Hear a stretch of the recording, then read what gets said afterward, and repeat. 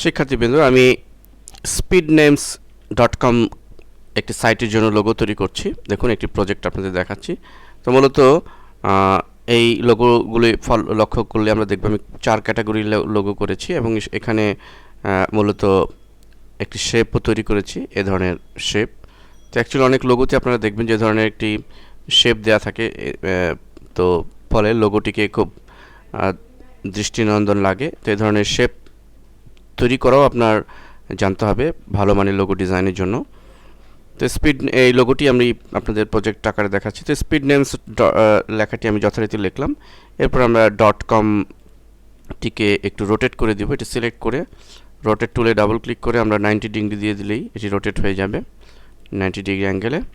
এটি আমরা ঠিক এই পজিশনে সেট করে দিলাম এবং এক্ষেত্রে আমরা এটিকে একটু বড় করে দিই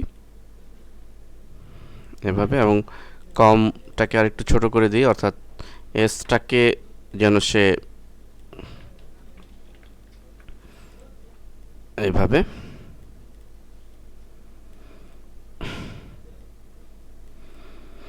ওকে।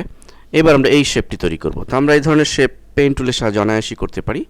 তো এবং এই শেপ প্রাথমিকভাবে যারা পেন টুলের ইউজিং প্রফেশনালি না করেছেন তারা 99 ডিজাইনসের যে সাইট রয়েছে সেখানে এই ধরনের শেপ অনেক লোগো আপনারা দেখতে পাবেন, সেগুলো জাস্ট করেই আপনারা এখান থেকে নিতে পারেন। সাপোজ আপনি এই লোগোটি আমরা পেন টুলের সাহায্যে করব। আমরা জাস্ট এখান থেকে ফলো করে, লক্ষ্য করুন আমি কার্ভ করছি, এখানে এভাবে কার্ভ করব,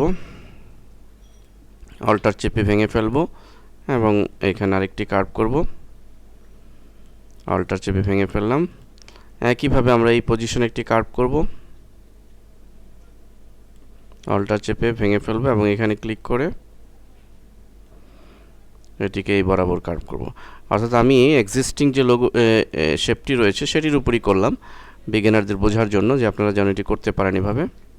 এখানে একটি অতিরিক্ত হয়ে গেছে, আমরা ডাইরেক্ট সিলেকশন টুলের সাহায্যে এটি ডিলিট করে দিব যদি এরকম অতিরিক্ত কিছু থাকে।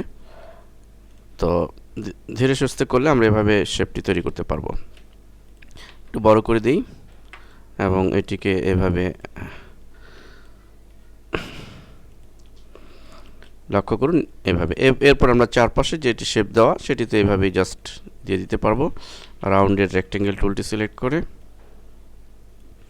এটির কালার আমরা এখান থেকে এটি দিয়ে দিচ্ছি এবং অ্যারেঞ্জ সেন্ড টু ব্যাক, এটির একটি স্ট্রোক কালার আমরা দিয়ে দিব।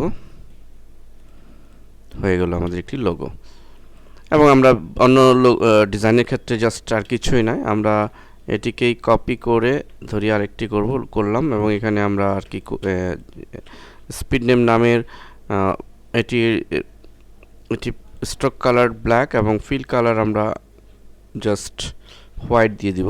তাহলে আমাদের এটা সিলেক্ট করে নিতে হবে। হয়ে গেল। এভাবে আমরা প্রফেশনাল মানের লোগো ডিজাইনের জন্য এই ধরনের শেপ ইউজ করেও লোগো ডিজাইন করতে পারি।